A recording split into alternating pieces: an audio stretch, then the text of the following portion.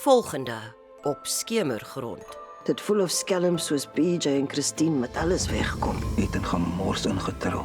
My familie is gemors. Ek het die ding sien aankom. Ek het geweet julle history sal 'n major complication wees. Dis sy ma wat judgerig is. Hulle het die respek vir my nie. Sy wil my onskuldige kind van my afrokkel.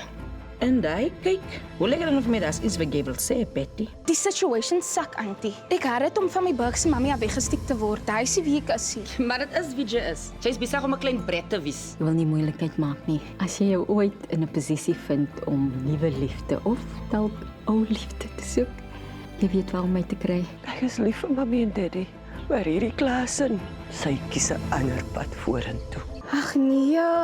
Ek het skoon vergeet om vir Sel 'n kostuum te kry. Julle dis nog eers 'n proper crashie, maar dit kos al reeds 'n arm en 'n leg. Wat soek jy, prokureur? Ek het hier nodig.